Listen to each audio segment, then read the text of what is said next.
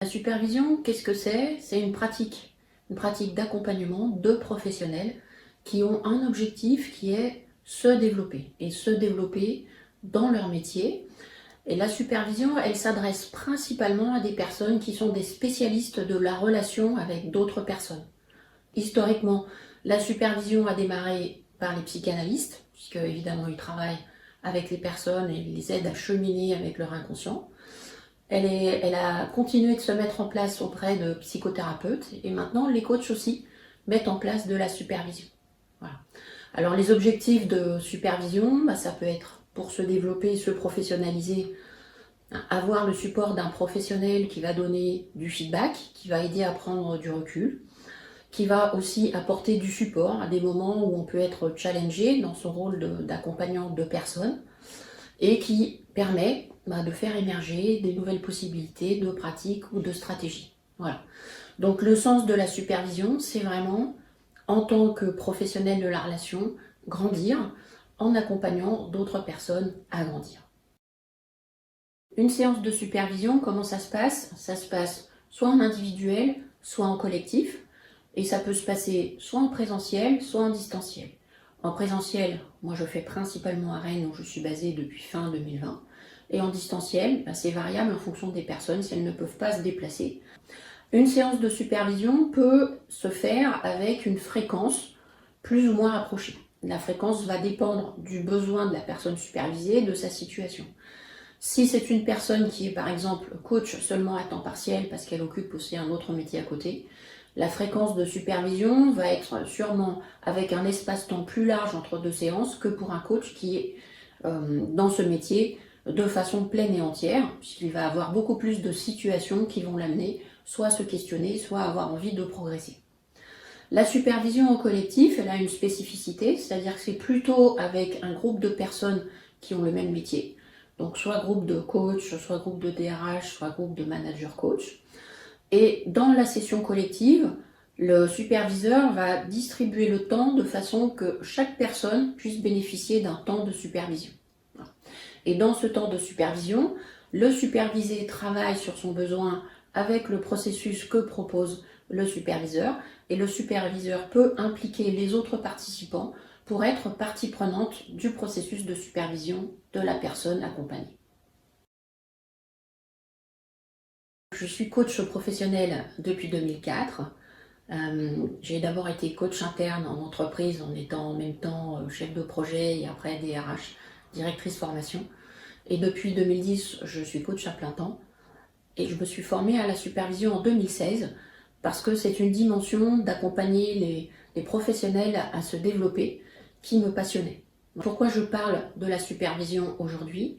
C'est parce que c'est vraiment un processus dans lequel je crois très profondément comme source de progrès, de développement. Et c'est un sujet qui m'anime énormément, la professionnalisation et le développement, parce que moi, dans mes valeurs, il y a ce mot-clé de développement, accompagner les personnes à grandir. Voilà. Donc j'y crois totalement. Et dans mon rôle de superviseur, je me rends compte de l'effet que ça a sur les personnes quand elles apportent une difficulté ou qu'elles ont un besoin de support et qu'après elles repartent, que leurs yeux se sont éclairés et qu'elles savent comment elles vont interagir ou comment traiter leurs difficultés. Eh bien moi, ça me nourrit dans mon rôle de superviseur. Alors en supervision, mes 3 spécialités. Ma première spécialité, c'est ce que j'appelle la supervision identitaire. Alors qu'est-ce que c'est la supervision identitaire? C'est des moments de supervision dédiés à permettre au supervisé de clarifier son positionnement.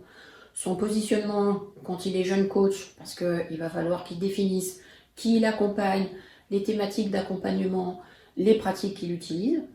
Quand c'est aussi un positionnement plus complexe parce que la personne n'est pas uniquement dans ce métier-là, que ce soit coach ou un nouveau métier comme manager ou DRH, mais qu'elle a intégré cette posture-là dans un ensemble de rôles professionnels, c'est aussi un moment important, la supervision identitaire, pour l'aider à clarifier sa posture dans ce nouveau métier par rapport aux autres rôles professionnels. Le deuxième axe de supervision qui m'intéresse, c'est ce qu'on appelle la supervision de pratique. Donc ça, c'est plus généralement quelque chose qui s'intègre automatiquement dans la supervision.